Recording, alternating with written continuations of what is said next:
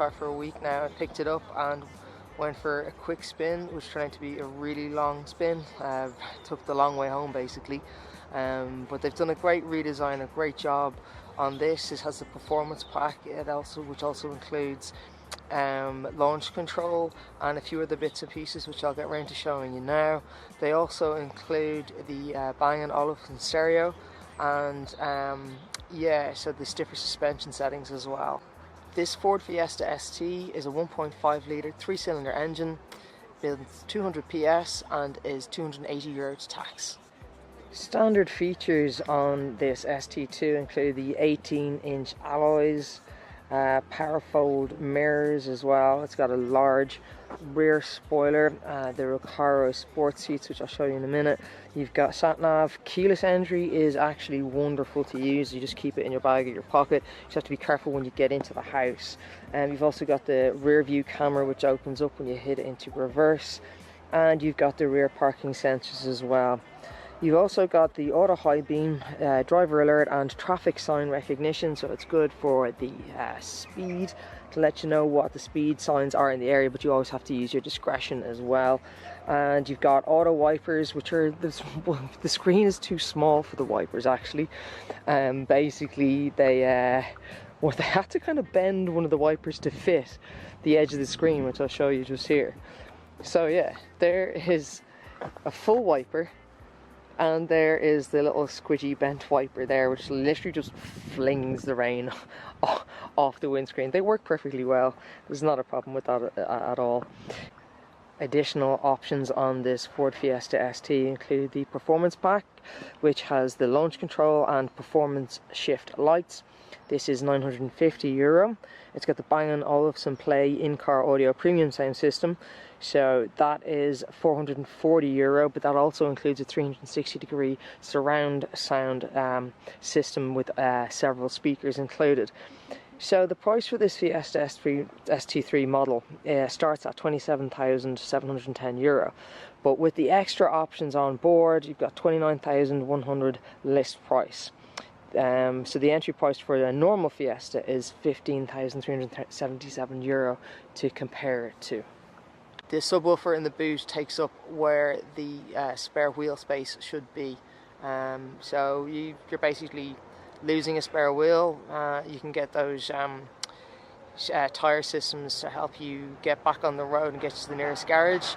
They're pretty much standard in a lot of cars that are out there now anyway, so for the extra sound and the once-off inconvenience, it's probably worth it. Still better than having to fork out for one flat tire. You'll hear the engine though too, because there's a lovely little rasp from the exhaust, which I really love playing with, and you didn't have to be on it all the time.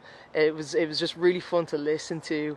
And if it wasn't so cold at the moment, I would have gone down the whole time. I would have been going around with the windows open, just listening to the exhaust. It was lovely, and it definitely wasn't an ASBO. It wasn't so loud where you're just annoying people. It's just this lovely low purr, this great rumble that comes from the back of the car and just flows the whole way through. And it's just a really lovely thing to listen to. It comes with Recaro sport seats, and they are a very tight fit.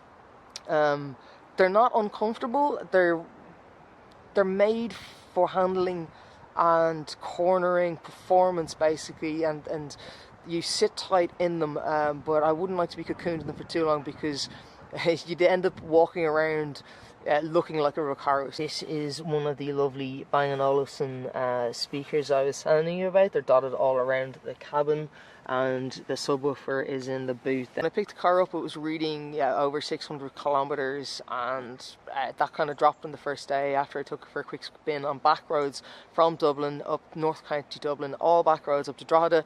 The time absolutely flew in the car, and I thought, I've probably used up half a tank already, but as it stands, a week of commuting traffic in this car and I've only used half a tank.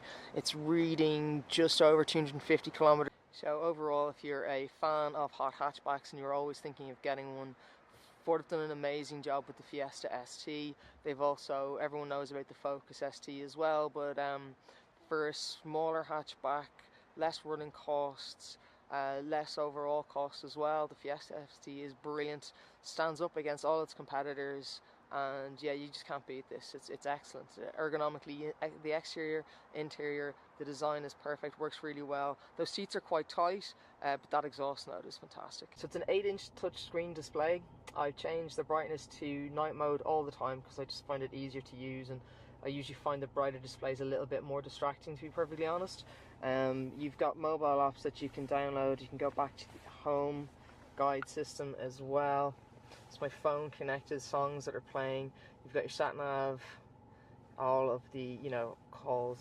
So it's got stop start as well, as you can see. We've got air conditioning. At the moment, heated seats are just the best thing.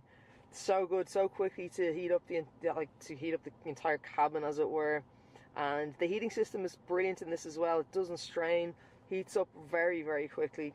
You now as well have your USB, you've got your 12 volts there, a really lovely manual gear stick, and then your little cup holders. And I'm not too sure what that, the handbrake is there for, but these are where you change to the sport modes here. So this comes up on the dash. You've got your normal, sport, and racetrack. I drove it for the majority of the time in normal mode. Sport I did try on the back roads, where it's very lively. The suspension sits down, is rock hard, but my god, did I feel seasick afterwards. But I really enjoyed it. It was great. So there's a few different menus here. So you've got your MPG, you've got your speed, car performance, your devices, and music, and navigation. I think this is a real American thing to have the navigation there, and then you've got your driver assist for cruise control. So yeah, I usually keep it to the speed dial because I mean, in a car this small and light, you just have so much fun. But I actually never really found myself, you know, trying to bring it back down to the speed limit. It was great. So the best engine note comes from about 1,000 to 2,000 revs. I managed to hit off the rear windscreen wiper, and I just had no idea how to turn the damn thing off, but I eventually found it, and it's basically this switch here is on and off, where I'd be used to this being the speed. It has turned out that's how you turn it on and off. I was like flipping this back and forward in traffic, and oh my god, lashing rain, luckily anyway. So then you've got a few more buttons on the steering wheel here. It's a little bit, I think there's too many here for cruise control. You don't really need this many. I think that could have been done with 1 or 2 perhaps. You've got your volume controls as well. You don't need 3 volume controls. And then these are the preset menus to access on the instrument dash in the instrument binnacle just here. So overall, it's a really pleasant interior, nice. I like them dark, I don't mind it too much. You've got this kind of faux plastic here, but again, it's I think it's a lovely place to spend time in, to be honest. It's a small cabin, the rear seats are tiny, there's not too much space back there. There's really small children only, but again, seats are good, and yeah, that's a lovely handle. Ice cold on cold mornings though.